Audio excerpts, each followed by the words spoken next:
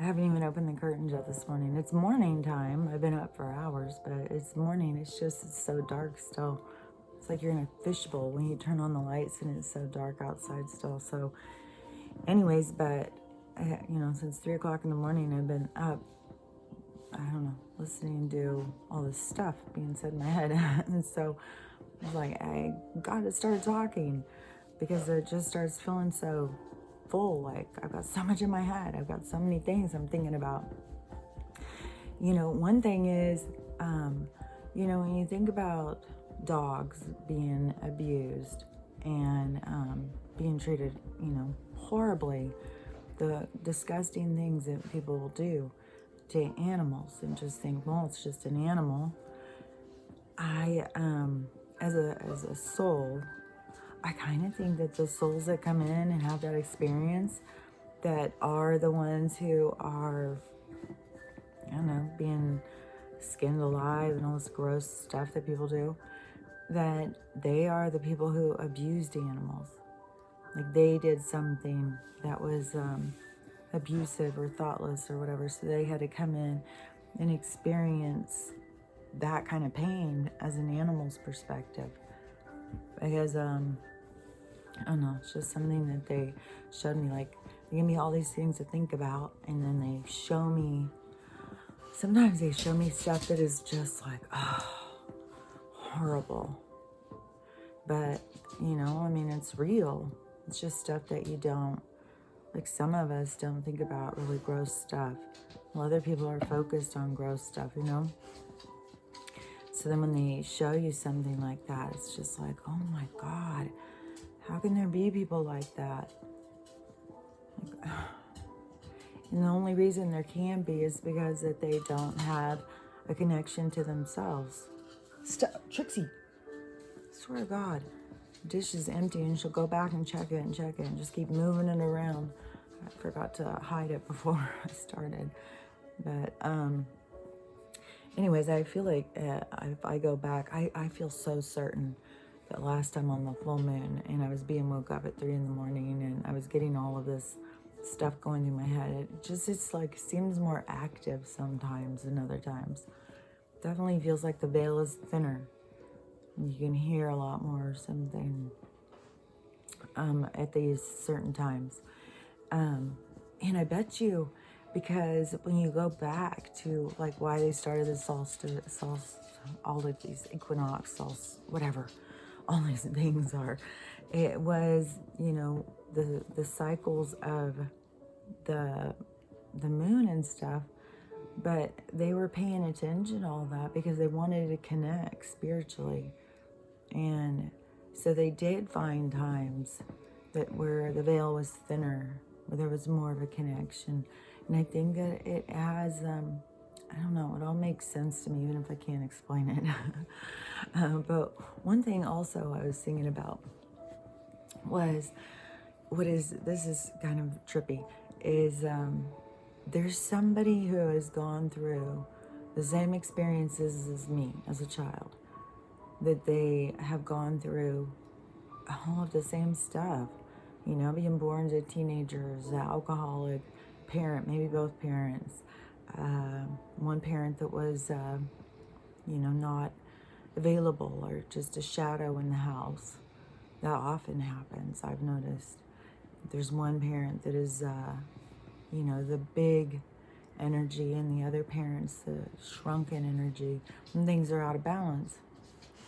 So there's a prominent force that is moving, things in a certain direction. And that's why I said, I wasn't always on my own playlist. I was always like following someone else's patterns. But that's part of soul waking up. It's part of you recognizing yourself. Like, why am I doing this? That's why I talk about it so much, because it's so much part of my experience.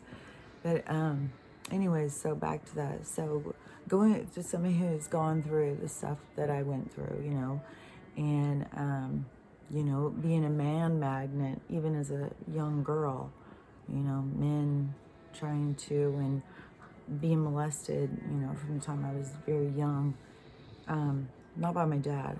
I would fight him.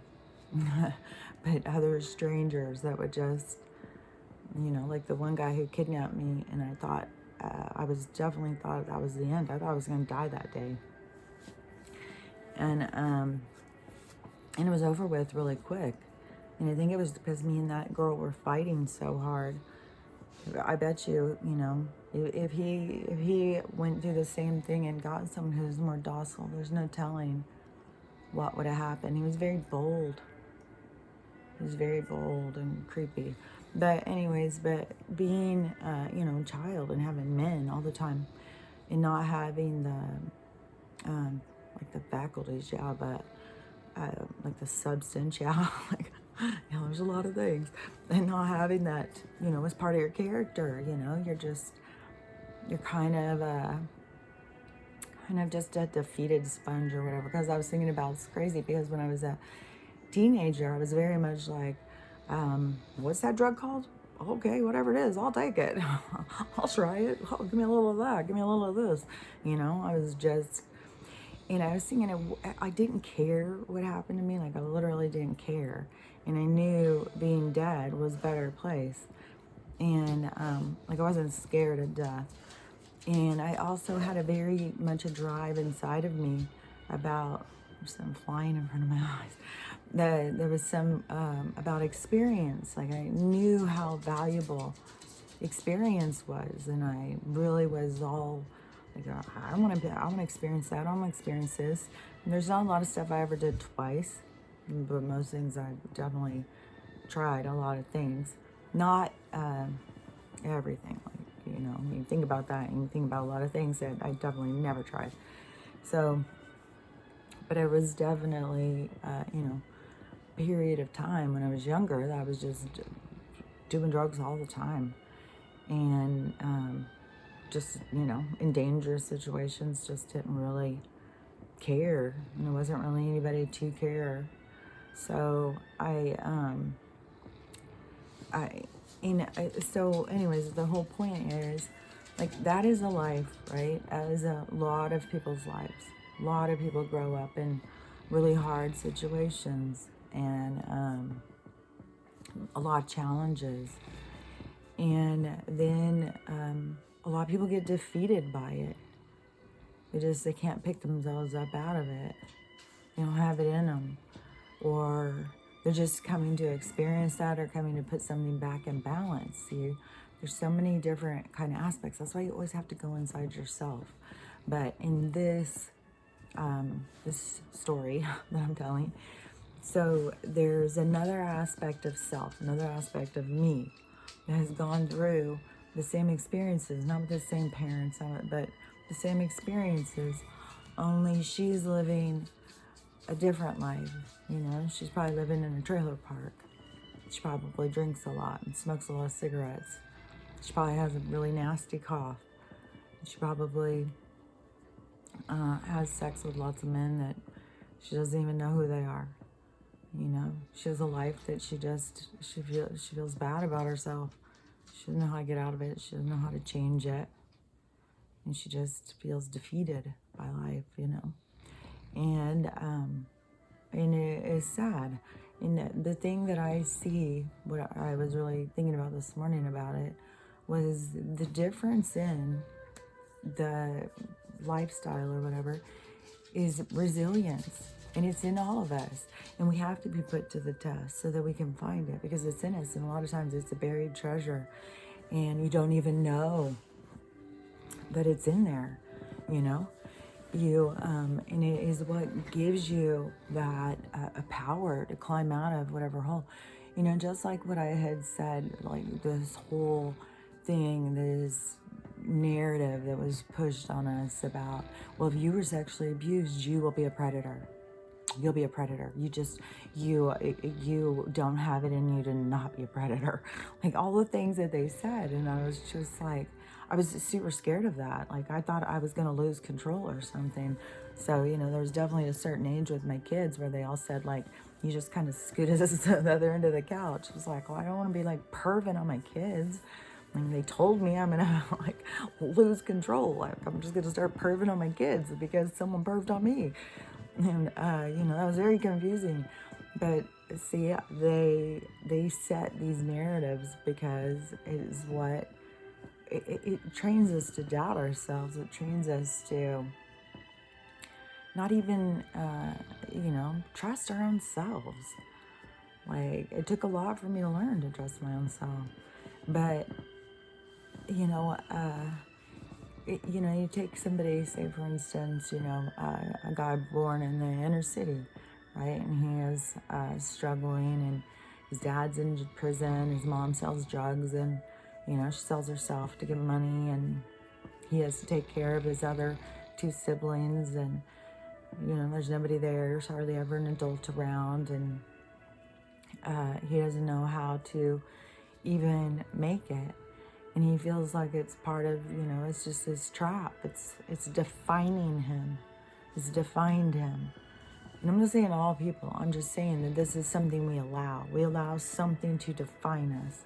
Like, think about, this is a story that I think is a good one too. Is like, you are, you have no money. You're a dropout. Your family has to work as janitors to make it in the world. And, so do you just make that your future? Do you just go, well, I'm a dropout. I don't know how to do anything. I'm a janitor. I mean, that's, my family is not one of those people. We are just, those people who struggle. We're the lower floor people or whatever, because there was always that. You can lock yourself into that. You can go, well, that's all I am. That's all I'll ever be. But what about when you see yourself as more? What about when you see you have resilience? What about when you see your own power, even if nobody else can see it? What if you know that you've got more to offer? So, that is your inner strength. That is your resilience. That is where you pull it all from inside of you. And you go like, I'm going to make what I want to happen. I'm not locked in to what my story shows. I'm not locked into anything. Be the person in your family that changes the familial patterns. Be the one who rocks the boat and changes things. And it all comes from within. It all is about our own resilience, and it is an inner drive. It's something that guides us, an inner guidance. That's why I said I feel like that there's so many people who you have an inner guidance, you have an inner drive, you have somebody in there who's, guiding the ship. And they are, it is kind of like a ship and someone directing the ship, like your higher self is directing the ship. And then you've got your ego and all these other, the hands on deck. And you got to keep things in balance. You got to keep it all managed. I think that's what your brain is about. Other people even think it's like, formulating thoughts, coming up with stuff on its own. I just don't see it that way. I know I've made that crystal clear. I think it's a receiver and you're getting information. But, it is part of all finding that balance, but it's that resilience. It's what it is in you that drives you to move forward. No matter how many times you get knocked down, no matter how many times, the tidal wave hits your ship, you just tumble over and go, fuck it, I'm tired. Or you just go, okay, another obstacle, but I'm going to make this work because I know what I'm supposed to do. And you follow that inner guidance. But see, there's a lot of people that don't, they're cut off from it. That's why in this world where they've created all this illusion, she's snoring. God, she's been crying and whining all morning. Now, when you have, I got off track. But when you need to, it is all about finding this inner strength and this inner connection that gives you your guidance. Because there are so many people who do have so much inner beauty and inner strength and so much capabilities, but they believe they're less than what they are. They become part of the system and They believe, because they haven't lived up to society's standards, that they are less than what they know in their heart that they are.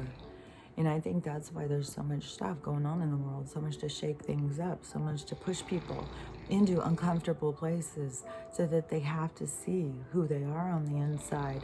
You can't live comfortably and see all aspects of yourself. You have to go into uncomfortable situations. You have to face uncomfortable things to really grow as a person. And so, it's like the universe is accommodating that for everyone. It's pushing you into having to see what you're made of, to see like what is your inner strength. And, and it can feel super defeating when you just feel like it just happens over and over and over. But it's because it happens over and over and over because you're still missing part of the lesson. Things don't happen over and over until once you learn it, once you see all the things you're meant to see from that, then you go into another lesson. But some lessons are multi-dimensional, like not multi-dimensional, like in different, but multi-layered. Like you can, a lesson, you can go in and you can learn this bit with this person, and then, you go on and then you're learning this bit with this person. Like it's all linked together. And I've seen that now. I used to not really understand it on the level that I understand it now, how much it's all linked together and how much it all intertwines in your life journey to teach you and to show you things and to help you and guide you. But, there's just so many people who are, who believe that they aren't, that they don't see their potential. They don't have that drive. This world has been just kicking the shit out of them. And that's the thing, is to go back into, look for your inner strength. Pretend like things are going to be so great. Things are going to get better. I just got to fight through this. I just got to make it to the end. I just got to keep my eye on the prize. That's what all this is about. It's about. It's kind of an endurance game. Like the path to enlightenment is it's an endurance game. Do you just give up, or do you just fight to the end and always keep your eye on the prize and knowing things are going to get better? Things are not going to always be like this. What can I learn from this? What can I see? What about me is growing from this? And and just stay smooth and steady in the process. You don't have to. That's the illusion that you can do it all real quick. If I slip you a 20, can I have it right now? It doesn't work that way. You have to actually do the work and go through the process. And the process, you'll notice it. You'll understand it so much more when you complete each, I guess, completing a level of a game, and then you can look back and you have a better understanding of that level. You could explain it to someone then, and then you're ready to move to the next level. But that is kind of, the way it works for growth as a conscious being, really. You do go through it. Is like whoever developed games. See, that's the kind of stuff that comes from out there.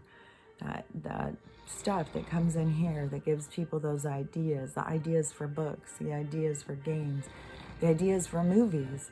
The whole thing is that so much of our information has been being manipulated in order to keep us trapped, keep our consciousness at bay and trapped and feeling less. And, but all of those kind of concepts of learning the lessons, leveling up, going through the next ones, leveling up, that is the nature of enlightenment, the nature of a being. And another thing too is, I think that so many people, that they don't have a deep understanding really of consciousness as a being. Like they think that there's differences, like what drives an alien? Well, it's the same thing that drives you. What drives a plant? It's the same thing that drives you. What flies a bird? It's the same thing that flies you. Or it's the same thing that moves you. It's all the same thing. It's all conscious energy. It's energy that has a consciousness, that has an awareness. And some, you know, different, like you could have a bird that's up there that is completely aware of its own being, but you could also have a bird up there who's just learning about dimension, you know, because you can go up higher and come down lower. You just can't go from lower to higher without doing the work. But you can go if you can, and this is why there's always such problems with aliens being, or angels, demons, whatever, all those beings that people want to call these other conscious beings that can move through dimensions and stuff. How much energy it takes to go into a lower, you know. I'll tell you, just being born into it and being in a spacesuit and still being in this low density, it's very, very difficult. It's you know, most people who are alive know how difficult it is, but it's very draining, and I can't imagine just being outside of this body and just coming in here easily, because the energy is so dense and it's so heavy. It's I don't think it was like the aliens didn't want to come. I think it was they couldn't be here all the time because of the low vibration energy. It's not just about that, like God said, leave them alone, let them, they have to, you know, expand. I almost said exploit themselves, which is basically, but we have to expand our own consciousness. We have to spiritually and grow. And, but I don't, you know, for free will, like they couldn't just come in and be like, okay, you little humans do this and this, and then you could be, because they did do that for a while, in which who knows about what the whole, how time exists, but you know, that has been a part of the human experience. And but them not being around, I think, I bet you it has a lot to do with you know, like the glass ceiling, how they talk about the firmament. Like we can't go past that. But I bet you it has something to do with them not going past it too, because why would you go somewhere where you're not welcome? Like their energy hasn't been welcomed by us. And it has been manipulated and stuff. Like they've created like a total fear of aliens and demons and, you know, just of this energy. And they've given it a manifestation, like they've given it a face. They've given it energy, and they've given it a face. They've created this being, you know, just like Santa is real because it's a created thing. I mean, he's got a face, he's got an energy. Like it's a real thing. Just because it's not, you know, a fat guy running around, which there's a whole bunch of them out there doing it, pretending to be, but in an energetic form, that is real. Just like demons and devil, like once they've given it a face, they've given it a manifestation, they've given an energy. So they create these things that are really just energy. But so you have, you know, different ones that can go, like, you know, animals that are really a higher conscious being. They're coming in for an experience, but, you know, people think like they're lower than them because they're an animal. And that's why I think people have got so much to learn about consciousness and about that there is no, like, killing anything is taking some other energy's life force away from it.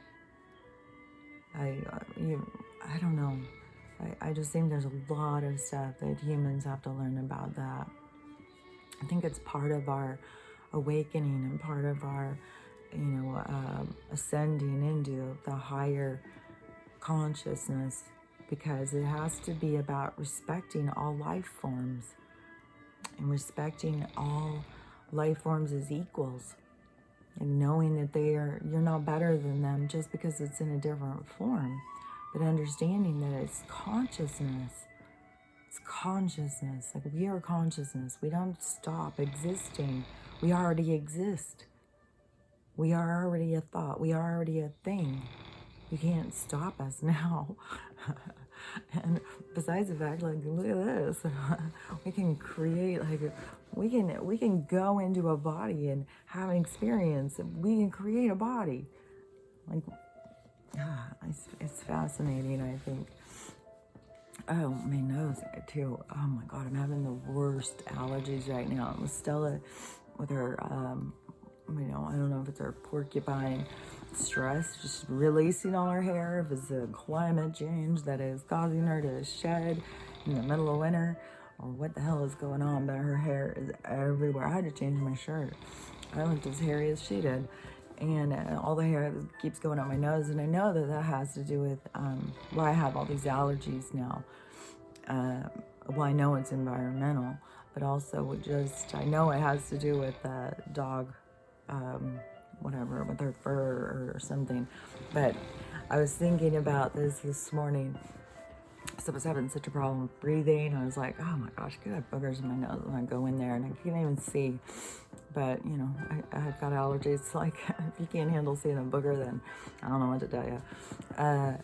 Anyways, I was thinking about these things and going through the store and how many people, like, it's more important to them to have people think they're a good person than it is for them to breathe. And how I bet you there has been people who have literally passed out in stores and fallen down. And I bet you, oh, well, it's probably the C word. Oh, that's probably what's wrong. They shouldn't even be out. And really, it's because just the oxygen thing. Because even surgeon, the whole purpose why all surgeons do it, they wear them. Well, it's not what they wear them for. But, they've got all sorts of lung issues and stuff. But people are just like, don't look into that. The government says wear it. Be a good person. So I was just thinking, it's so crazy because, how far will you push something when you can't breathe? How far is it? Well, it's most important to look like a good person. Much more important than breathing. So, I don't know. I just go around looking like a bad person all the time and being shamed for it too. Why do you apologize? I don't know, because breathing, I like that kind of thing. I think it's important. So, anyways, I'm gonna get back to my crocheting. I've got so many going, and it's so fun to do. I really think that, if you are struggling right now, like, finding something like that, knitting, something you could do with your hands, it really puts you in such a meditative state. I can really see why little old ladies just sit there and just knit away, probably listening to their religious station. It's just going right in there. I listen to some movies, some shows, whatever. I don't pay that much attention because I'm usually in my own little world. I'm just living my own little world. So, anyways, have a great day, and I will be back tomorrow, I'm sure. Talk to you later. Bye.